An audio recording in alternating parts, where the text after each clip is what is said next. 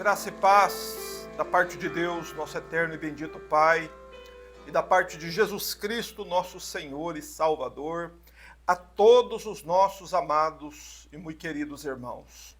Primeiro aos que estão presentes aqui conosco, e depois saudamos aqueles que nos assistem também pela internet. Meus irmãos, nós temos voltado, depois de 3 anos, a falar a respeito da cruz de Cristo, do sacrifício expiatório que o Senhor Jesus realizou no Calvário, em nosso lugar, em nosso favor e por amor de nós. E nós não podemos, de maneira alguma, passar por esta vida sem entender claramente o que aconteceu na cruz. Ou até mesmo, melhor dizendo, sem entender o que foi a vida do Senhor Jesus aqui neste mundo. Porque toda a vida do Senhor Jesus, do início ao fim, consistiu num único estado de sofrimento.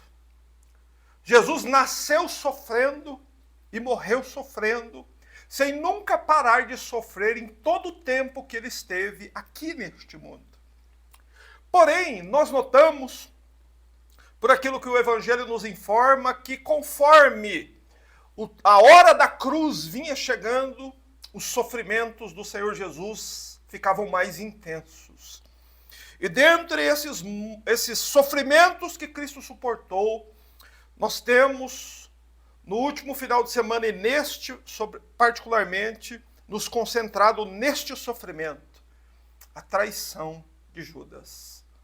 Não é? É certo que a traição de Judas intensificou em muito os sofrimentos do Senhor Jesus, porém nós precisamos entender por que o Senhor Jesus precisou ser traído. Por qual razão o Senhor Jesus não foi preso, levado ao julgamento, açoitado e morto? Por que ele precisou ser traído antes e traído por um amigo, por um de seus discípulos? Meus irmãos, nós precisamos entender isso. Precisamos compreender essa cena do Calvário, que é a respeito da traição de Judas. E nós começamos a fazer isso no último final de semana, quando nós falamos sobre quem é Judas, não é? E demos as referências bíblicas, não é? Sobre quem Judas de fato foi, e observamos pela Escritura também que a Escritura dá mais informações sobre a vida e morte de Judas Iscariotes do que de qualquer outro dos 12 apóstolos. Então nós vamos hoje prosseguir compreendendo isso. Só que hoje o tema é: por que o Senhor Jesus teve de ser traído? Qual foi a razão? Qual foi o motivo? Por que era necessário, era indispensável que o Senhor Jesus fosse traído como parte da obra da redenção? E para entender isso, eu convido os irmãos para lermos o Evangelho de Mateus, capítulo 26, foi o mesmo capítulo que nós estudamos no último final de semana. Nós vamos ler dos versos 47 até o início do verso 50.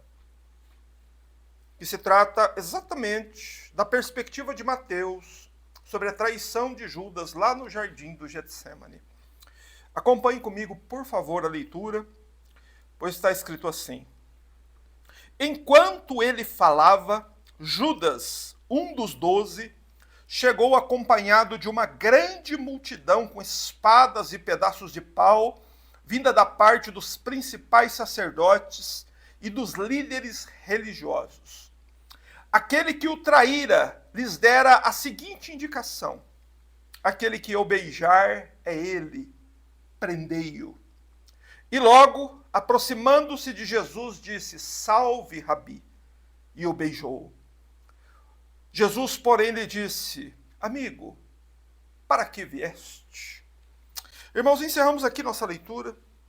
Vamos fechar nossos olhos, vamos orar a Deus, suplicando sua graça para a nossa compreensão do ensino do Evangelho. Pai Santo, justo, Todo-Poderoso Senhor, Criador e sustentador do céu e da terra, Tu que és o único Deus verdadeiro, o Deus vivo que está sentado no trono e que governa o mundo. A Ti, Senhor, adoramos, pois Tu és o nosso Deus e o nosso Pai. Pois, Senhor, pela fé em Cristo, Tua palavra nos diz que nós somos feitos filhos de Deus. Recebemos o espírito de adoção de filhos, pelo qual clamamos, Abba, Pai. Senhor, e assim como Teu Filho invocou-Te desta forma, chamando-Te de Pai, da mesma forma nós o fazemos, Senhor, pois assim nos foi ordenado por Cristo. Senhor, e nós adoramos a Ti, pois tem nos dado mais esta bendita oportunidade de aprendermos sobre o Evangelho. Senhor, e principalmente de olharmos para as dores do Teu Filho, de percebermos, Senhor, quanto sofrimento o Cordeiro de Deus precisou suportar por nossa causa. E nós pedimos, ó Pai, concede-nos a Tua misericórdia, ajuda-nos por Tua graça, Senhor, dá-nos luz no entendimento, dá-nos o Teu Espírito para compreendermos as Escrituras, abre, Senhor, o entendimento de todos nós, e que nós possamos, Senhor, no transcorrer deste culto, prestarmos ao Senhor um culto reverente, tanto nós que estamos aqui, quanto aqueles que nos assistem pela internet, que possam, Senhor, ter convicção, consciência de que estão na presença de Deus e que devem reverenciar o Senhor. Meu Deus, ajuda-nos assim, perdoa nossos pecados, meu Deus, por Tua graça e misericórdia, nos aceita na Tua presença, nós oramos no nome do Senhor Jesus. Amém. Meus irmãos, como nós sempre fazemos, antes da nossa meditação, vamos cantar um salmo. Hoje vamos cantar o Salmo 119. Quero convidá-los a cantar conosco.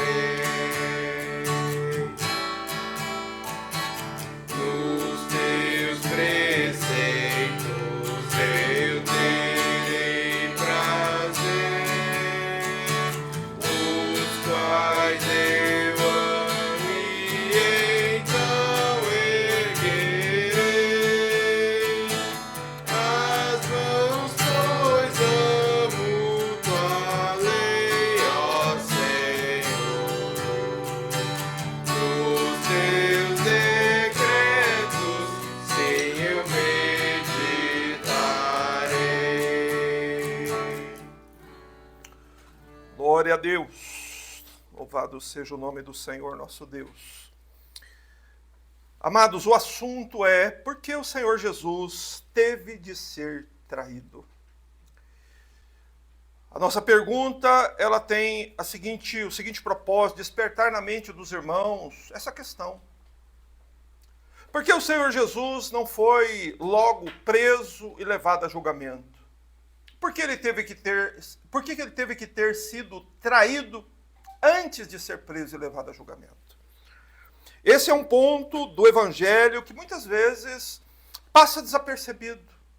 É um aspecto dos sofrimentos de Cristo que muita gente tem um entendimento vago. Todavia, irmãos, quando estudamos a cruz, quando vemos os sofrimentos de Cristo, nós devemos olhar com atenção este fato. Pois há muita informação no Evangelho a respeito da traição de Judas. E nós precisamos olhar cuidadosamente para isso. Em primeiro lugar, entendendo aquilo que eu já disse no início, que a vida do Senhor Jesus, da manjedoura à cruz, foi um ato único de sofrimento. Que o Senhor Jesus não viveu um instante aqui na terra sem que ele estivesse sofrendo. E tudo isso fazia parte do plano da salvação. Tudo isso fazia parte do plano de Deus, que Cristo viria para carregar nossos pecados. Mas nós notamos, ao ler o Evangelho, que conforme a hora da crucificação vinha chegando, conforme a Páscoa vinha se aproximando, há uma clara intensificação dos sofrimentos do Senhor Jesus. Não é? E nós entendemos as razões pelas quais Cristo precisou sofrer tanto e precisou ser traído por Judas Iscariotes, não é algo secundário. Não é algo que nós devemos entender vagamente. Porque a Escritura diz que era necessário que o Salvador do mundo fosse traído. Era necessário que essa traição acontecesse no período da noite. Era necessário que essa traição acontecesse dentro de um jardim.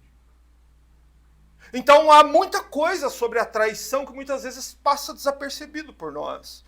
E é o trabalho do crente enquanto está aqui na terra, é nossa função enquanto estamos aqui, entender por quais razões isto precisou acontecer, irmãos. E para procurar entender isso, é preciso perguntar. Por que o bendito mestre não poderia ter sido preso sem ter sido traído? Por qual razão? Entre o suor sangrento do Getsemane e a prisão do Senhor Jesus e ele ser levado para fora do jardim, preso, entre esses dois eventos precisou haver a traição de Judas. Meus irmãos, é certo que quando nós apresentamos a questão neste ponto, isso desperta o interesse dos irmãos. Não é? E nós começamos a compreender que a questão da traição de Judas, não é importantíssimo de ser entendido por nós. Por isso que sábado passado nós falamos sobre as origens de Judas, quem foi Judas Iscariotes, não é? E afirmamos, pois isso você pode conferir na sua Bíblia, você pode constatar isso lendo o Evangelho. É sobre Judas Iscariotes que o Evangelho fornece o maior volume de informações sobre a vida e morte dele. Você não sabe onde Pedro nasceu nem onde Pedro morreu, mas você sabe como Judas nasceu e como Judas morreu, porque há essa informação na Bíblia. Judas, ele nasceu numa cidade chamada Quíriote. Por isso que ele é chamado Judas Iscariotes. Iscariotes é a designação da cidade ou da aldeia onde Judas nasceu. Né? E o que o Espírito Santo deseja com essa informação de chamar Judas de Judas Iscariotes é que nós olhemos para esse ponto. Judas era de Quíriote, e Quíriote ficava na Judéia, perto de Jerusalém, na região mais desenvolvida da nação de Israel, tanto nas questões de cultura e tudo mais, sobretudo na questão da educação e da educação religiosa. Então, Jerusalém era o centro religioso do mundo na época. E Judas nasceu ali perto. Portanto, Judas, ele foi o único dentre os 12 apóstolos, né, que foram chamados por Cristo, que nasceu na Judéia. Todos os outros 11 apóstolos nasceram na Galileia.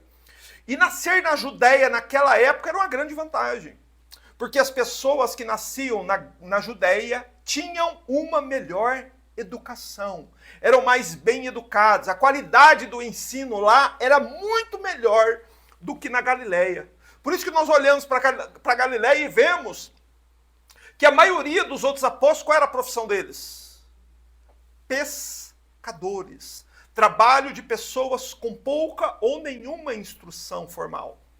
Agora, Judas era o mais instruído intelectualmente dentre os 12 apóstolos. Não é? E Judas, através do seu nome, nós sabemos também que ele era da tribo de Judá. Da mesma tribo do Senhor Jesus. Que Jesus, segundo o homem, nasceu também da tribo de Judá.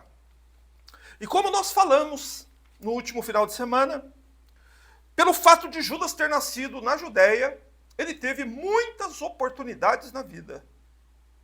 Só que, muito além das oportunidades que Judas teve na vida, foram as oportunidades espirituais que Judas recebeu enquanto viveu neste mundo aqui.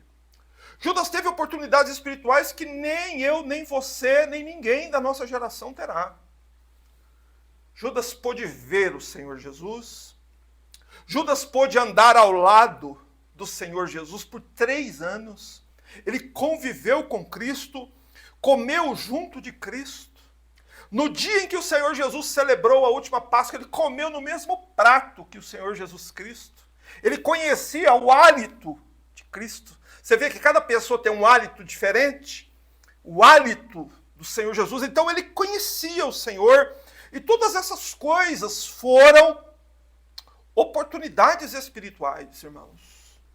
Não é? Grande vantagem tiveram as pessoas que puderam presenciar o que aconteceu ali, quando o Senhor Jesus esteve aqui neste mundo. Meus irmãos, lembre-se de quantos milagres registrados nos evangelhos que o Senhor Jesus operou. Milagres extraordinários. E Judas testemunhou estes milagres. Nós temos o privilégio de ler estes milagres na Escritura. Judas teve o privilégio de ver estes milagres com os próprios olhos dele. E aí pense você, quantas experiências ele teve, não é? Quantos milagres ele presenciou, quanta oportunidade ele teve. E além dessas oportunidades espirituais, só de conviver, só de estar ao lado do Senhor por 3 anos, Judas ainda foi chamado pelo Senhor para ser um dos apóstolos. Judas foi escolhido entre os 12 apóstolos. Ele era um dos apóstolos de Cristo.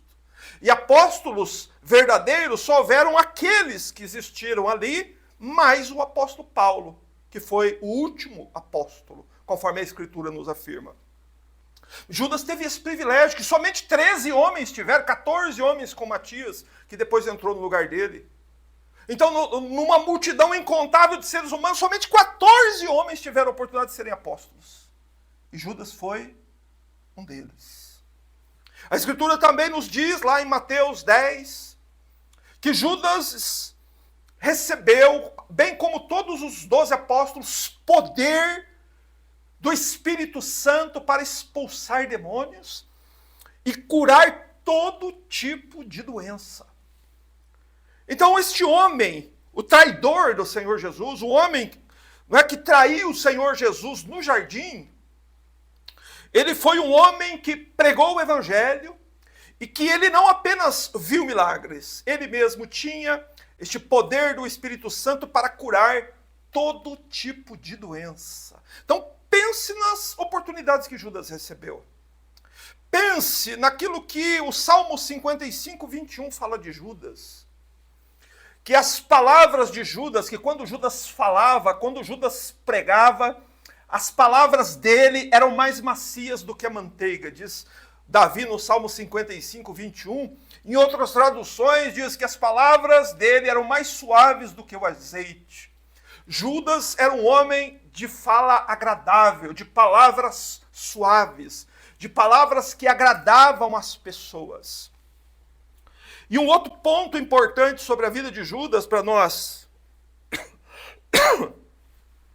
Um outro ponto importante sobre a vida de Judas, para nós avançarmos, está no Salmo 55, 13, quando o salmista Davi, mencionando ali o Senhor Jesus num salmo messiânico, diz que ele era amigo íntimo, que o traidor do Messias seria um amigo íntimo dele. Eu vou abrir o salmo e vou ler para os irmãos. Sei que já foi projetado, mas eu faço questão de ler este salmo, porque ele é muito importante. Salmo 55, 13. Preste atenção e marque aí na sua Bíblia o que está escrito em Salmo 55, 13. É um salmo messiânico. E está escrito assim: mas és tu, meu colega, meu companheiro e amigo chegado. Juntos tivemos momentos agradáveis, caminhávamos juntos com a multidão à casa de Deus. Mas foi aquele que traiu o Senhor.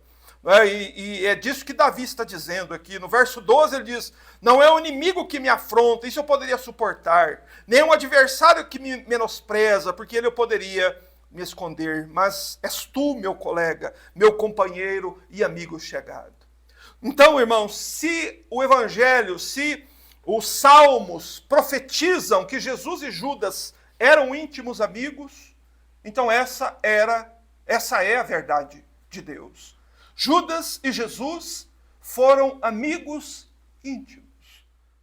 E um outro detalhe sobre Judas, para nós avançarmos para o texto de hoje, é que Judas parecia confiável. Não é? Ele parecia confiável. Não é? Ele tinha confiança do próprio Senhor. Está lá no Salmo 41, 9. Mas ele também tinha confiança de todos os outros 11 apóstolos. E isso é provado no momento em que os apóstolos estão com o Senhor Jesus participando da Páscoa, da última Páscoa, que está aqui em Mateus 26, que nós falamos no último final de semana.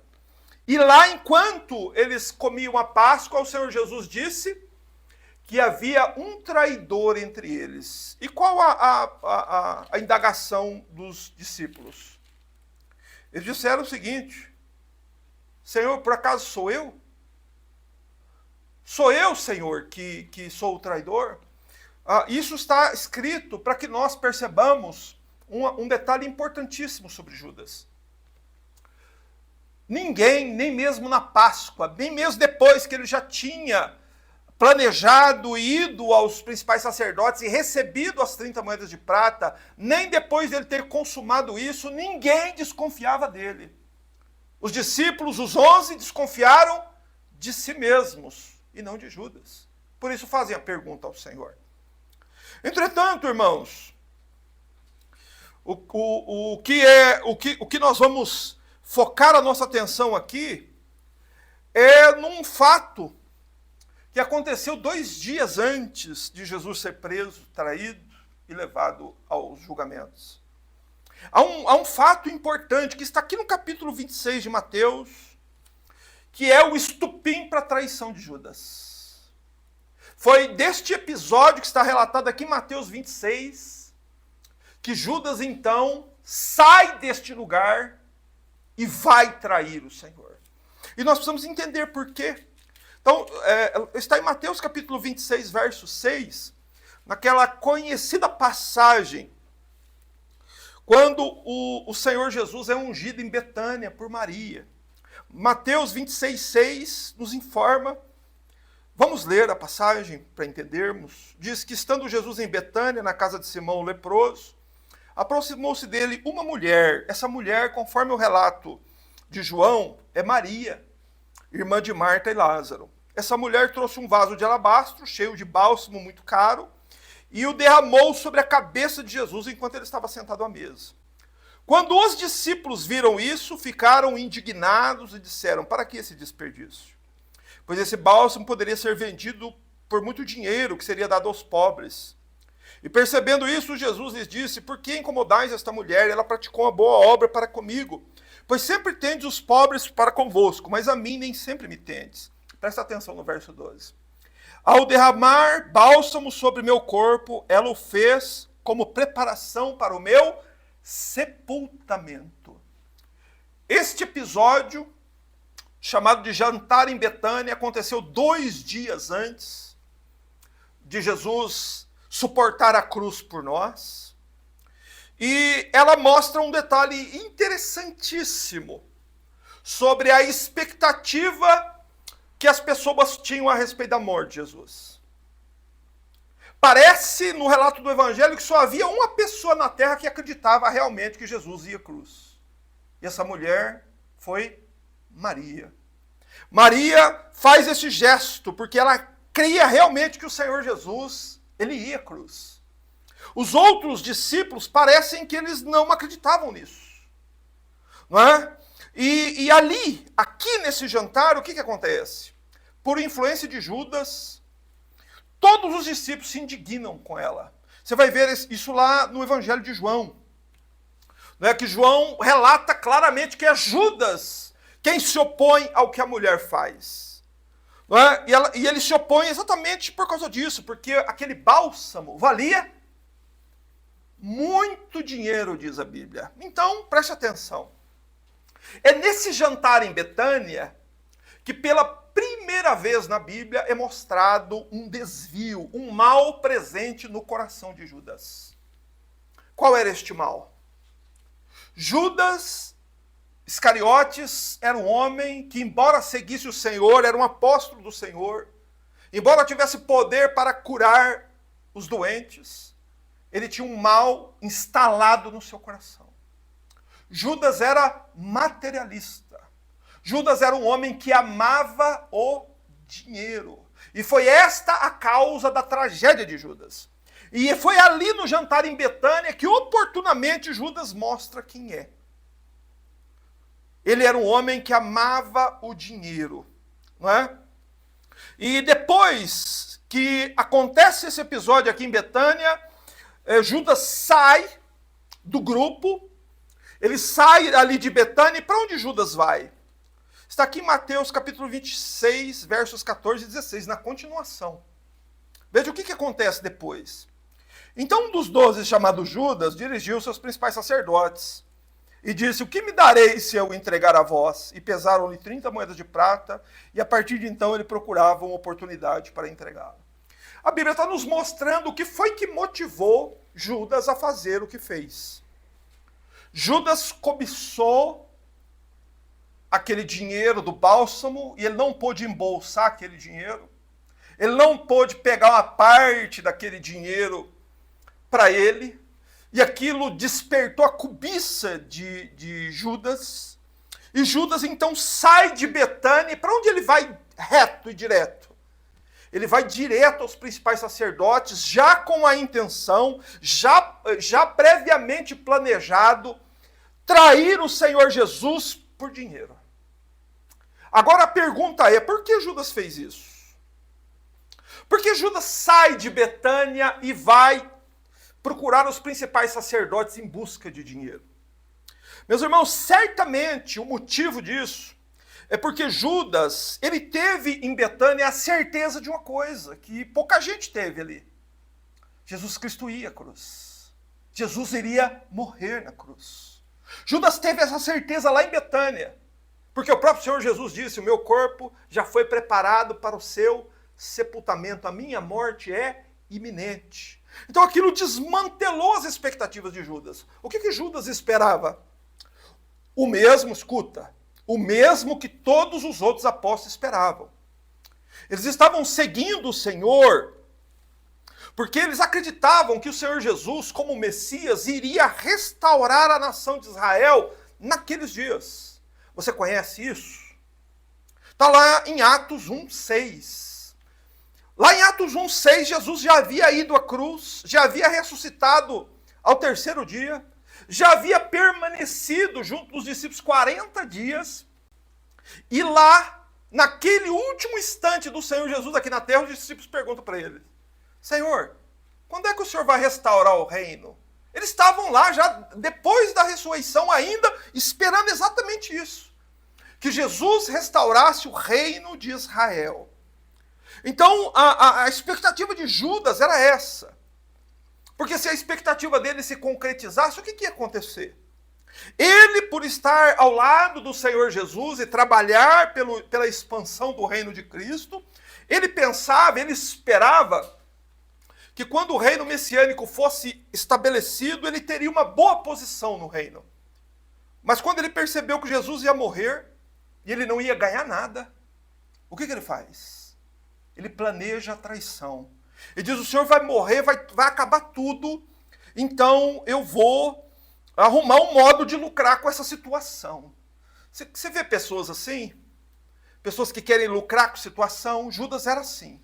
Ele quis lucrar com a situação. Como ele não conseguiu o dinheiro do vaso de alabastro, porque Maria derramou todo sobre o Senhor, Judas então pensa num outro modo. Como que eu agora vou lucrar com isso? Jesus vai ser tirado de nós, ele vai ser morto. Como que eu consigo ganhar alguma coisa com a morte dele? Veja aqui a motivação de Judas para a traição do Senhor era a mais sórdida possível.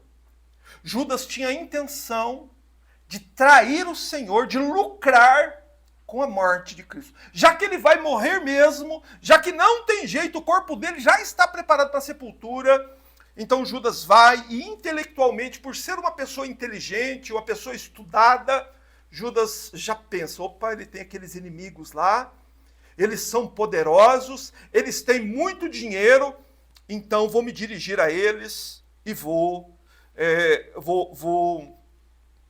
entregar Jesus nas mãos deles. E exatamente o que Mateus capítulo 26, versos 14 e 16 diz. Que ele faz uma pergunta: o que darei se eu entregar a vós? E eles não dizem nada. O que eles fazem? Presta atenção no que o texto diz. O texto diz que eles pesaram 30 moedas de prata. Eles não falaram nada. O que eles fizeram? Eles mostraram o dinheiro para Judas. E quando Judas viu as moedas de prata e viu o peso que elas davam, viu o valor que essas moedas tinham, então Judas ficou cego pela cobiça, cego pela ganância. E então diz a Escritura que a partir de então, a partir do momento que eles pesam as moedas, colocam elas diante dos olhos de Judas, a partir de então o que ele procura? Uma oportunidade de entregar ao Senhor Jesus. Mas então nós vemos que a partir do verso 20, o que é que Judas faz? Não sei se você está acompanhando meu raciocínio. Judas agora volta para o meio dos discípulos. Ele saiu em Betânia, foi aos principais sacerdotes, negociou a traição de Jesus e agora ele volta para o meio dos discípulos. Mas agora ele não volta mais como um dos discípulos. Agora ele volta como um espião traidor dos principais sacerdotes. E aqui é para nós percebermos um detalhe sobre a natureza, o caráter de Judas. Judas ele tinha duas marcas que Deus queira que não existem em nenhum de nós. A primeira coisa sobre Judas, ele era frio. Ele conseguia cometer algo assim, planejar a traição e voltar para o meio sem dar nenhuma evidência do que ele está fazendo. Uma outra coisa, uma outra habilidade que Judas tinha é de cometer pecado e conseguir manter as aparências. Ele cometeu pecado e ele foi para o meio dos discípulos e ninguém desconfiou dele. Apenas o Senhor Jesus, que evidentemente sabia o que ele havia feito, ao invés de expulsar Judas e dizer: saia daqui, traidor, vai lá devolver essas moedas de prata, o que o Senhor Jesus faz? Aí está a misericórdia e a graça de Deus. O Senhor Jesus dá oportunidades a Judas. Jesus anuncia: há um traidor entre nós. E Judas não se manifesta. E ali o Senhor dá várias oportunidades a Judas, das quais nós falamos no último final de semana. Mas enfim, o que Judas faz com as oportunidades? e despreza. Ele vai ser eternamente conhecido por isso. Ele foi o homem que conseguiu desperdiçar todas as benditas oportunidades que Jesus deu a ele. Espero também que não seja o caso de nenhum de nós. Mas ele, ao invés, diante das ofertas de Jesus, de comer no mesmo prato, de o Senhor Jesus dizer abertamente, com as palavras assim, é você, Judas, o traidor. Mesmo assim, Judas mente e diz, não, Senhor, não sou eu. Judas, ele era uma pessoa assim. Só que ao invés de se render e dizer, Senhor, fui eu sou o traidor, Senhor. Eu estou em pecado, me ajuda. Judas se mostra cada vez mais endurecido, mais mentiroso, mais decidido a trair o Senhor por dinheiro. Até que acontece um fato que Judas não planejou. Você vê que o pecado ele vai te levar sempre para um lugar que você não quer. O que foi que aconteceu com Judas quando Jesus deu o pedaço de pão molhado no prato para ele? O diabo entrou nele. O pecado sempre nos leva para mais longe do que a gente quer ir. O pecado te cobra mais caro do que você quer pagar. Ele não planejou isso, mas essa foi uma consequência do pecado. Mas esse fato também de Satanás entrar em Judas, enquanto ele comia da Páscoa com os discípulos, mostra o seguinte, irmãos, presta atenção. Antes desse fato, antes de Satanás entrar em Judas, antes de Satanás possuir Judas, nesse sentido, tudo que Judas fez antes foi por sua própria vontade e desejo. Judas planejou trair o Senhor, Judas foi quem cobiçou, Judas foi quem se deixou vencer pelo pecado. Satanás entrar nele foi consequência do que ele fez. Mas as coisas que ele fez foram por sua própria escolha e vontade. E aí a Escritura nos diz que quando o Satanás entra em Judas, Judas sai do cenáculo, e a Escritura nos diz que era noite quando Judas fez isso. Tá lá no Evangelho de João, capítulo 13, verso 30. Lá, depois da Páscoa, enquanto Jesus comia Páscoa, Jesus dá um bocado de pão, Satanás entra em Judas, e o Senhor diz, vai e faz o que você tem que fazer. E então Judas sai, e João 13,30 nos menciona que era noite quando Judas saiu do meio deles.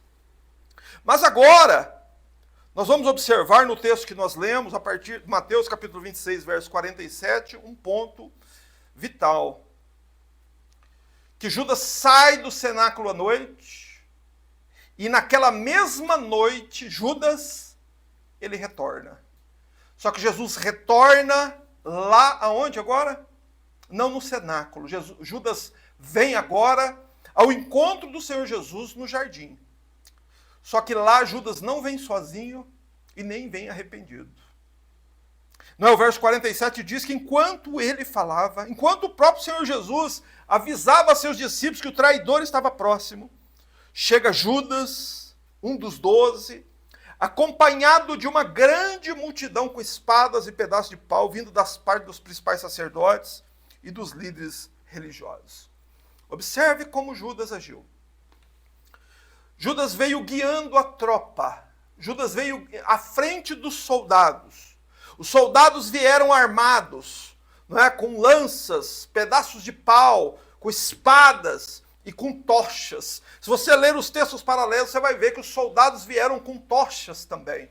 E eles vieram com tochas por um motivo muito óbvio. Estavam num jardim à noite. Então os soldados trouxeram equipamento da época para que eles pudessem identificar o Senhor e prendê-lo. Todos conheciam o Senhor Jesus. Porém, Judas fez questão de vir guiando a tropa. Né? Judas veio à frente, de cara aberta, de peito aberto, como se diz no nosso tempo. Judas veio guiando sem medo, com a cara descoberta, e ele veio guiando aquela tropa, né, para que eles viessem, e o objetivo deles era prender o Senhor Jesus. E o verso 48 nos afirma que aquele que o traíra, Judas, deu uma indicação, lhes dera a seguinte indicação. Ele conversou com os soldados antes de chegar no jardim. Aquele que eu beijar é ele, prendei-o. Não é? Novamente fica evidente a frieza de Judas. Não é? Era noite no jardim, e ele veio e indicou aos soldados que ele iria beijar o Senhor. Mas os soldados tinham tochas, eles poderiam indicar, eles poderiam saber, eles poderiam ver o Senhor. Porém, Judas fez questão de beijar o Senhor. Não é? E por que Judas faz isso, irmãos? Judas faz essas duas coisas, Judas faz, na verdade, duas coisas inacreditáveis.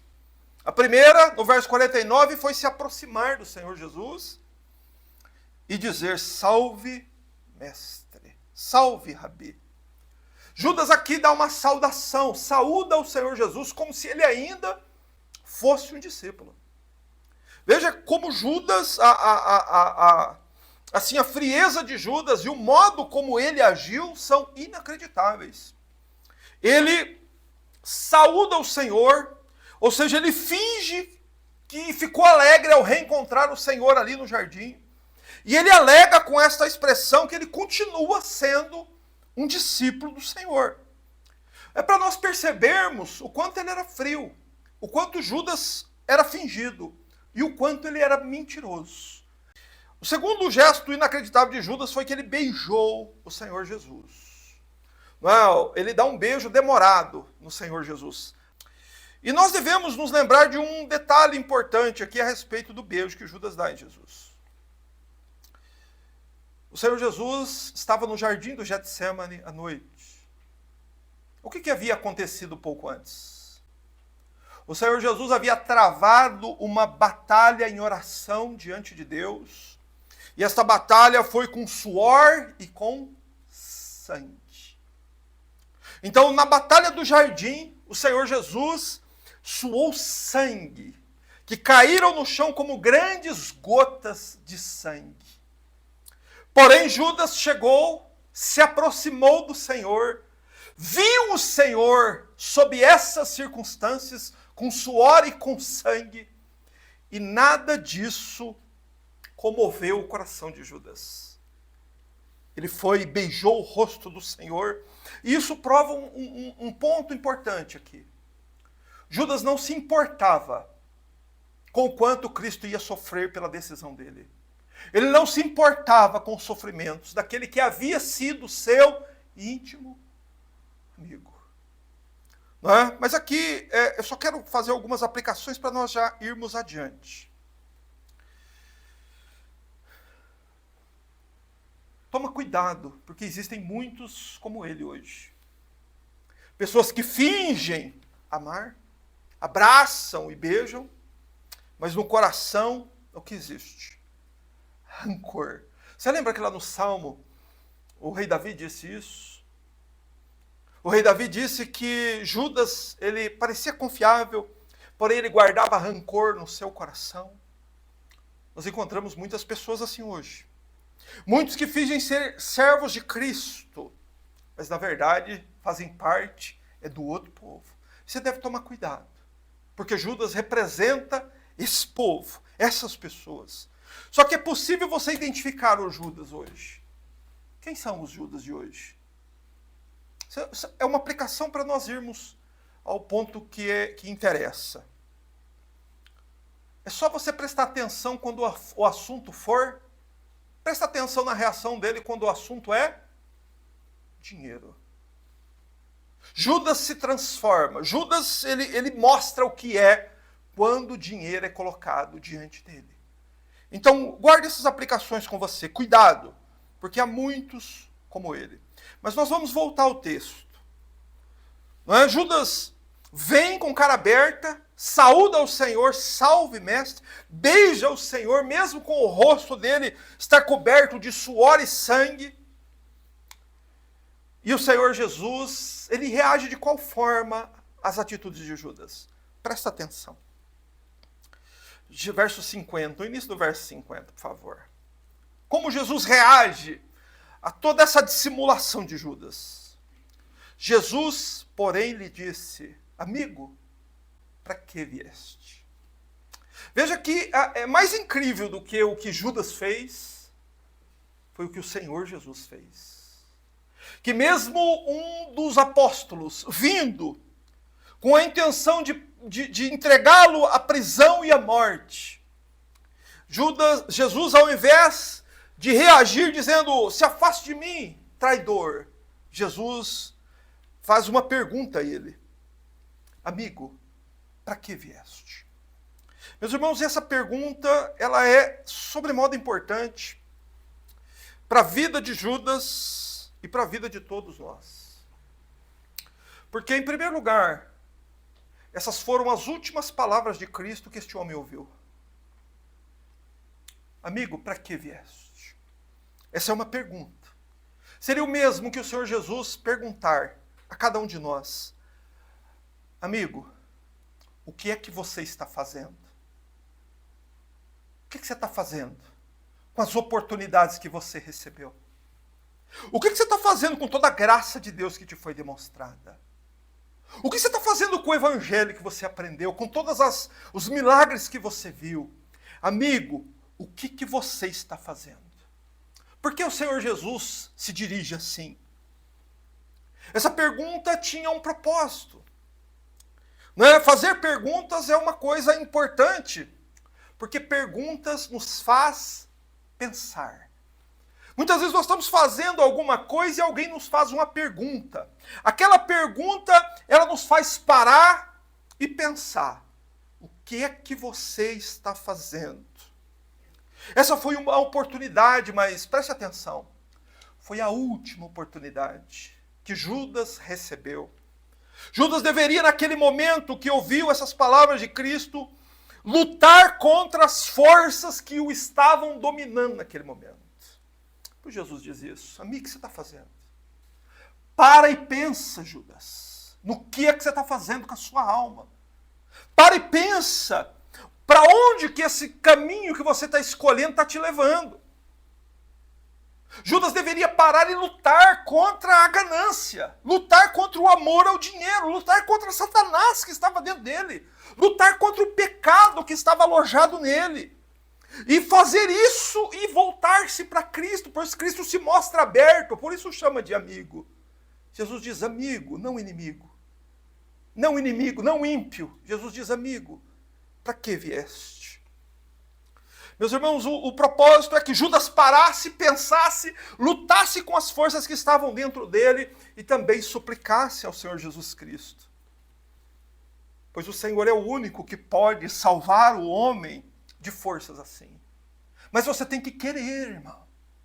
Você tem que parar e refletir. E é algo que eu quero adicionar aqui à minha pregação, é algo que o teu celular não está te deixando fazer, que os seus estudos não estão deixando você fazer, que a televisão não está deixando você fazer. Parar e pensar em todas as oportunidades que você está recebendo.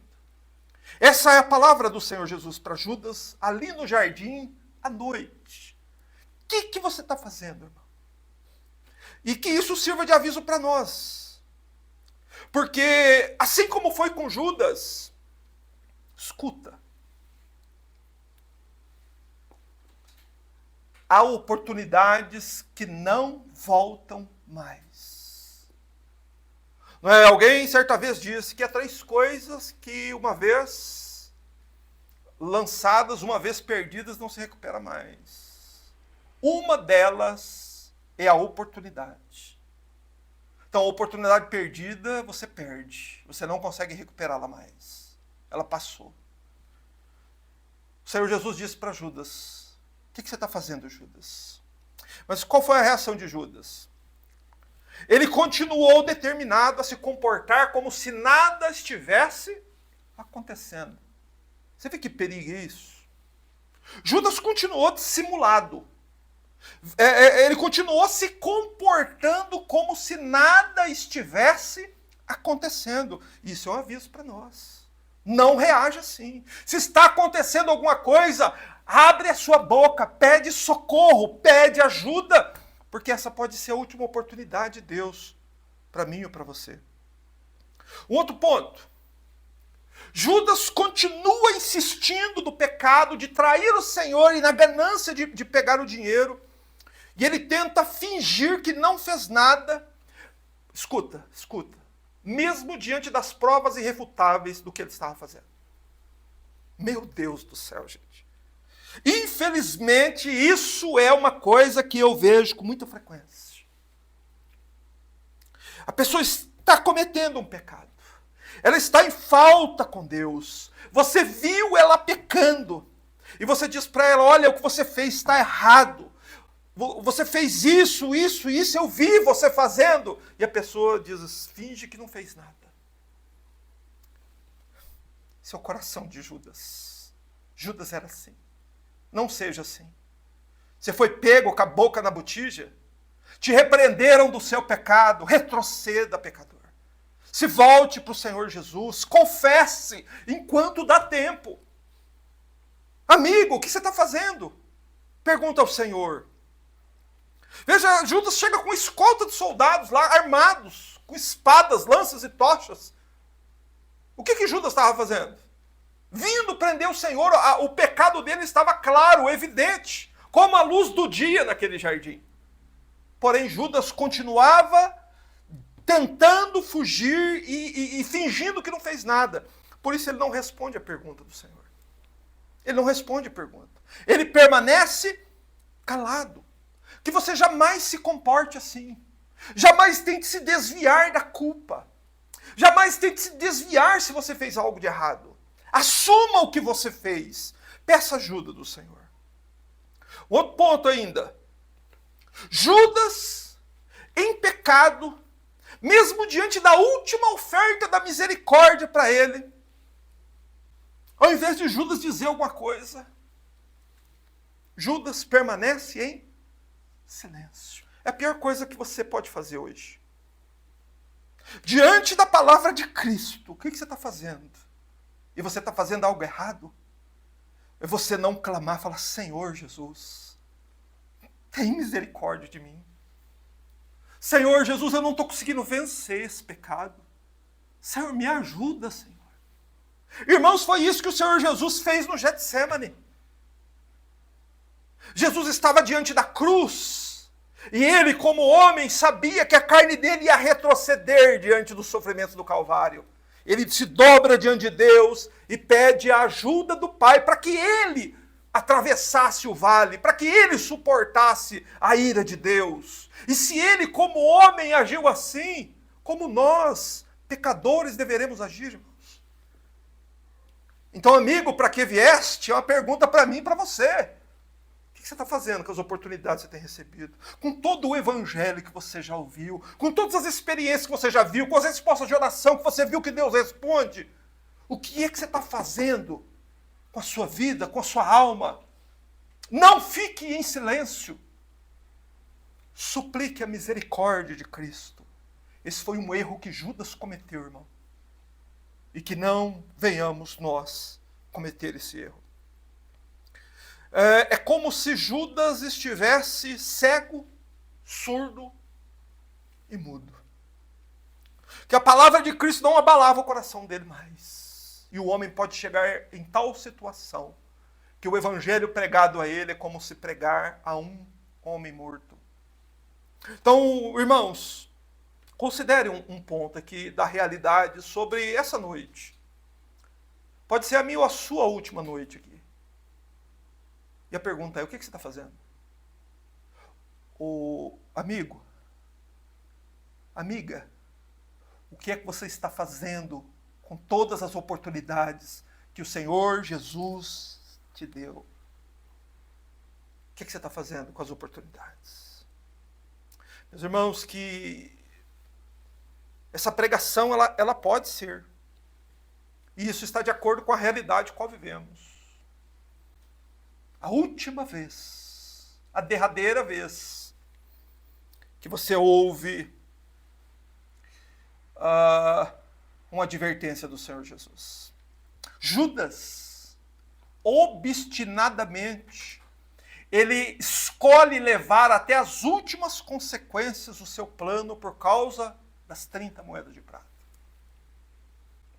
Judas rejeita as palavras do Senhor Jesus, mas agora pensa numa coisa. Pensa numa coisa. De que servem essas moedas para ele hoje?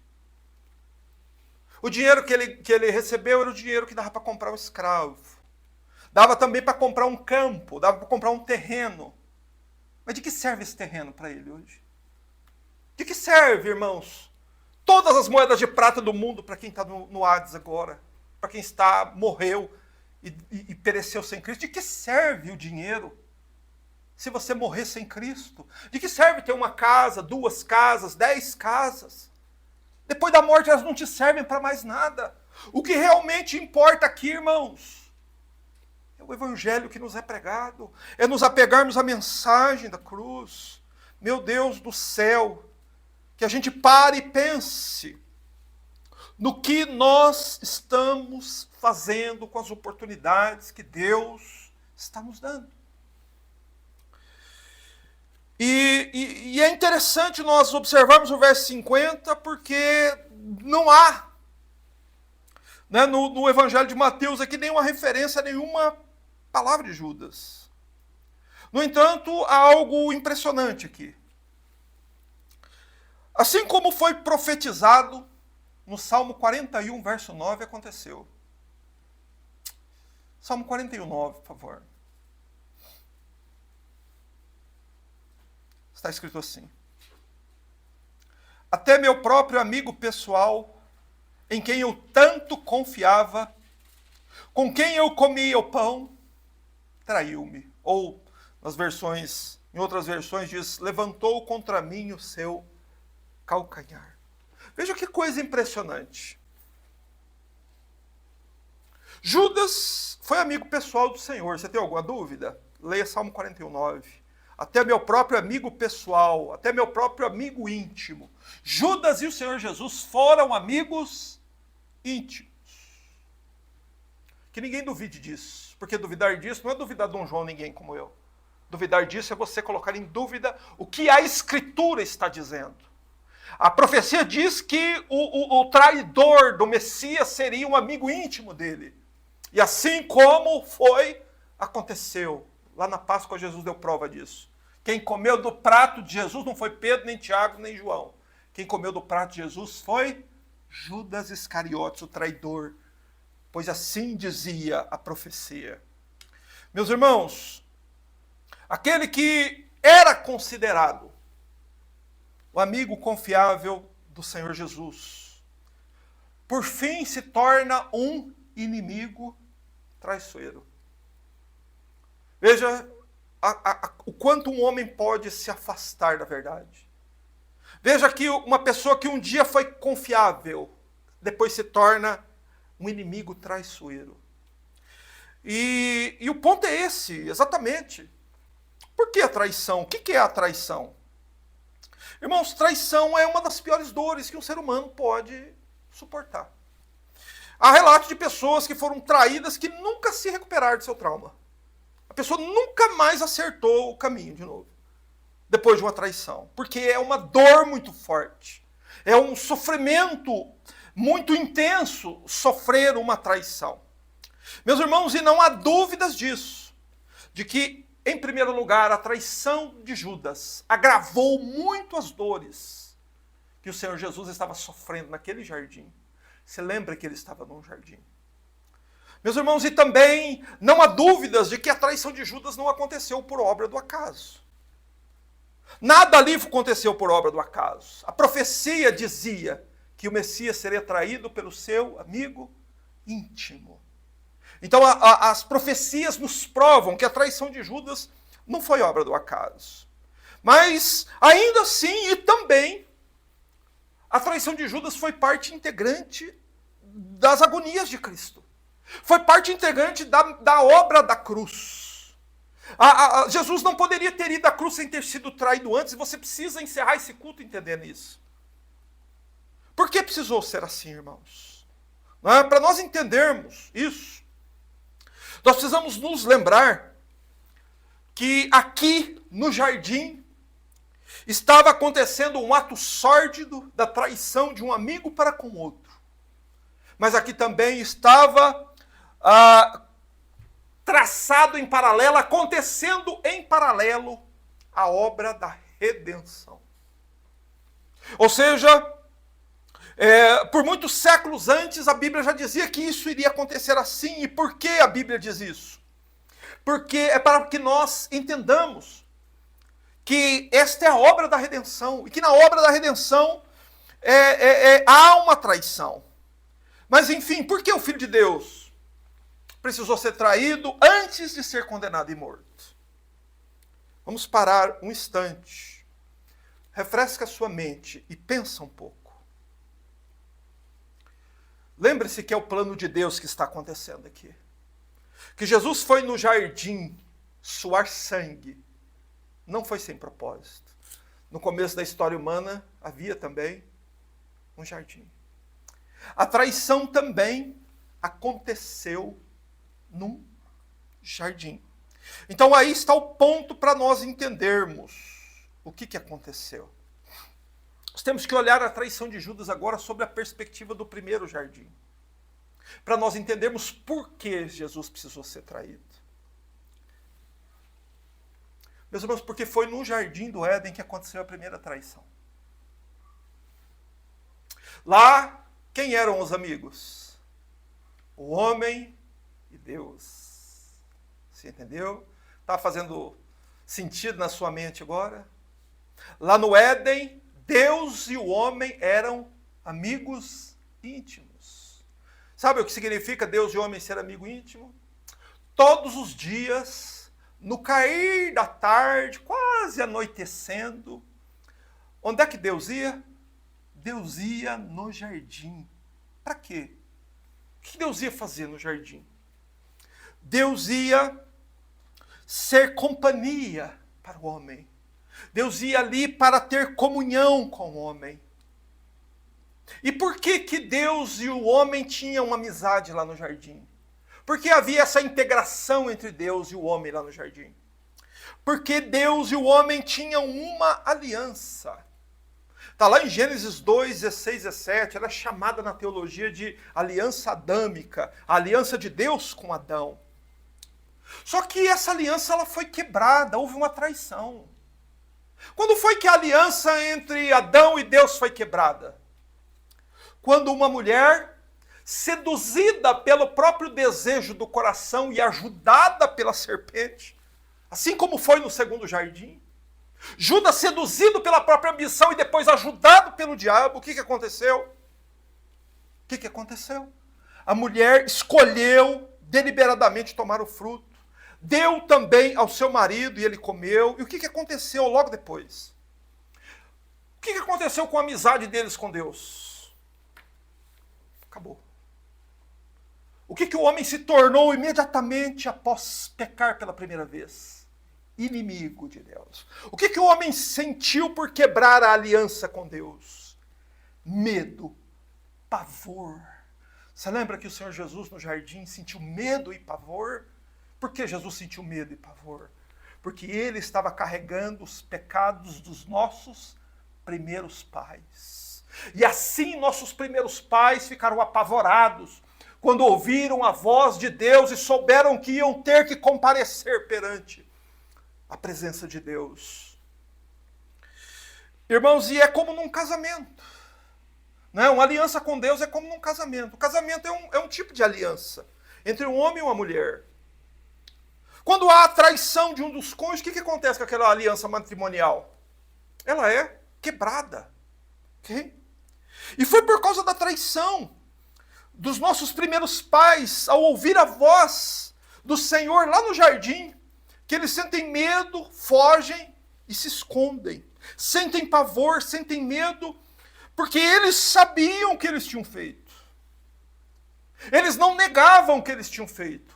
Eles haviam traído seu amigo divino.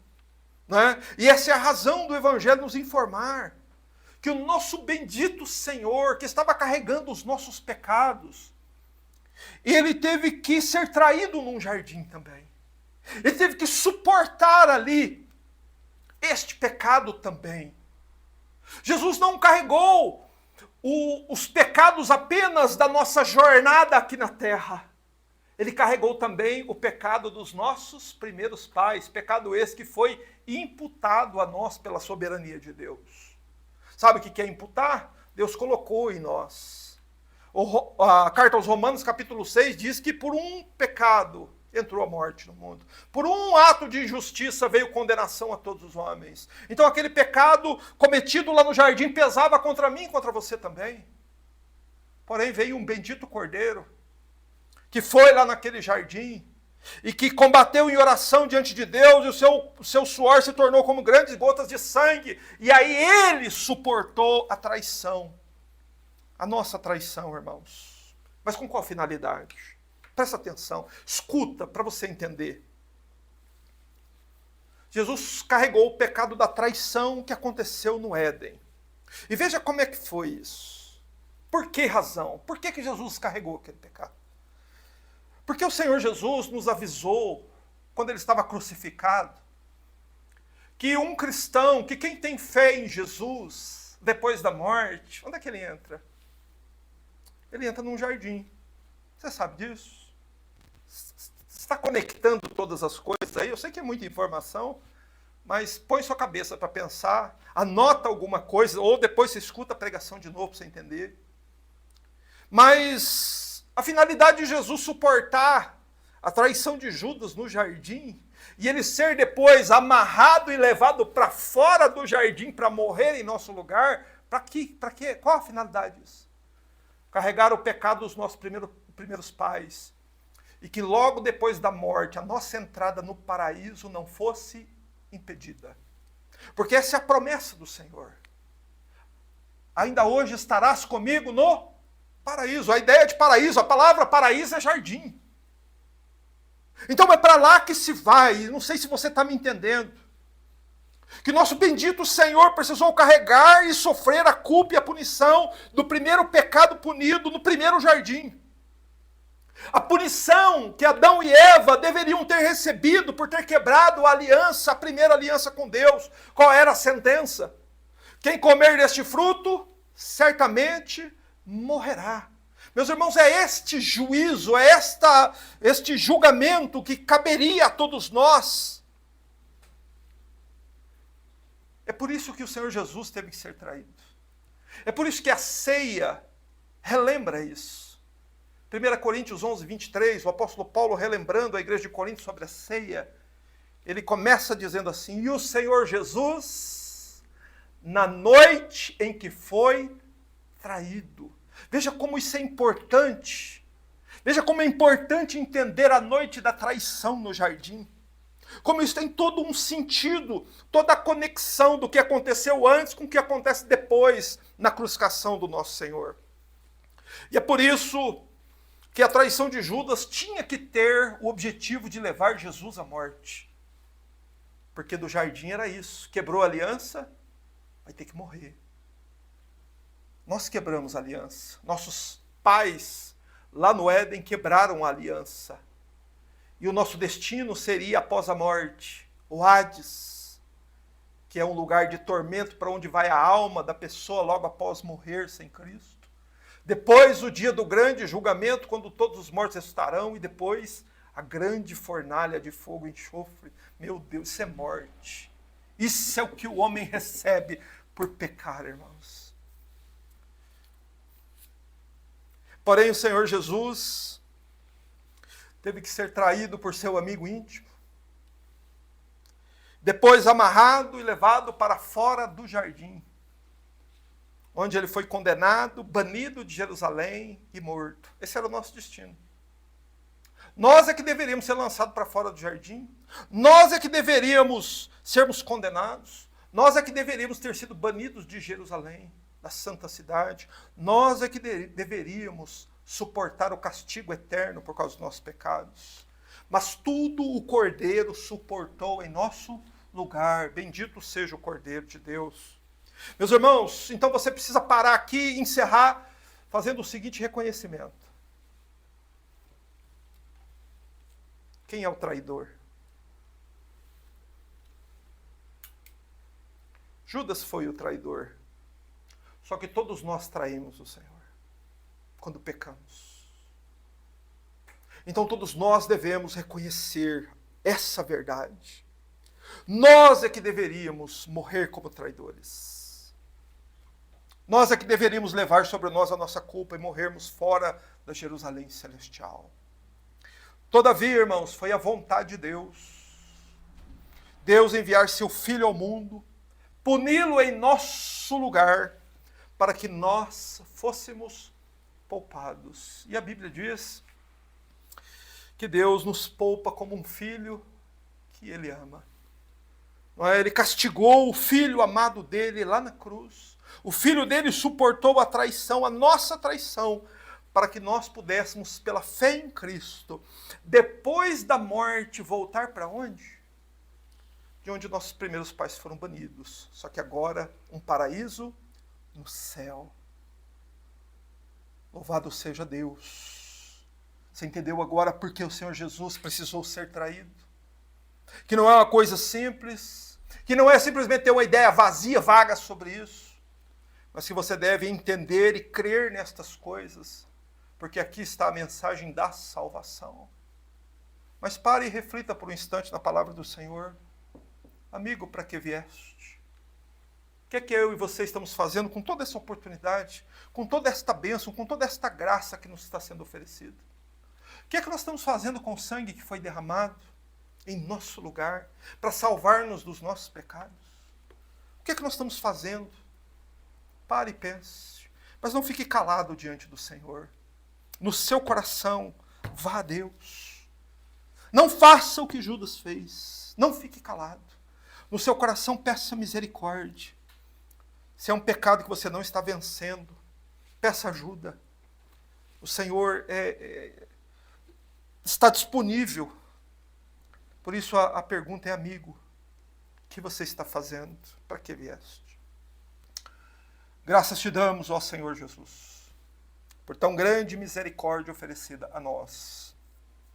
Senhor, poderíamos bem ter nascido neste mundo e morrido, sem nunca ouvir nada sobre isso. Todavia agradou ao Senhor ocultar essas coisas dos sábios e dos inteligentes e revelá-las aos pequeninos. Graças te damos, ó Pai, porque assim te aprouve. E que cada alma, Senhor, que hoje ouviu esta palavra, possa crer no que a Escritura está dizendo, no apelo do próprio Cristo, a cada alma que ouve estas coisas, para que se desvie do materialismo, da ânsia pelo dinheiro, da ânsia, da ganância por ter coisas, bens, possessões terrenas, porque elas duram só um momento, Senhor. A verdadeira riqueza está nos céus. A verdadeira riqueza é Cristo. A verdadeira riqueza é poder ser um servo de Deus. É poder viver em paz e morrer em paz. E ir para o paraíso depois desta vida, aguardando o grande dia do Senhor. Senhor, concede-nos a tua graça e nos abençoe para que nenhuma alma que ouviu estas verdades, Senhor, venha deixar este mundo como Judas deixou, endurecido, sem arrependimento. Mas que todos possamos nos dobrar diante do apelo de Cristo. Que o Senhor nos conceda graça e nos abençoe para a tua glória, em nome de Jesus Cristo. Amém.